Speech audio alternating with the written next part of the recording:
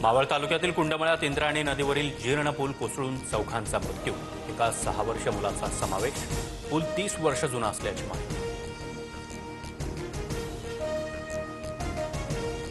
इंद्रायणी पूल दुर्घटनेमध्ये एनडीआरएफनं केलेल्या बचाव कार्यामध्ये 38 जणांना वाचवण्यात यश। शोधमोहीम तात्पुरती थांबवली।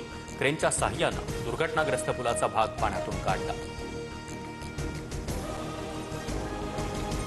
विभागीय आयुक्त तहसीलदारांसोबत संपर्कात, सर्व यंत्रणा अलर्ट मोडवर ठेवण्याचे आदेश। मुख्यमंत्री फडणवीसांची माहिती। इंद्रायणी नदीवरील लोखंडी पूल संपूर्ण सडलेला होता। जीर्ण पुलाच्या जागी 8 कोटींचा नवीन पूल मंजूर आहे। पुण्याचे पालकमंत्री अजित पवार यांची प्रतिक्रिया। कुंडमळ्याजवळील पूल जीर्ण झाला होता। ग्रामस्थांकडून वारंवार नवीन पुलाची मागणी होत असताना लोकप्रतिनिधींनी धुडकावली। प्रशासनाचा हलगर्जीपणा घटनेच्या मुळाशी, सुषमा अंधारे यांचा आरोप।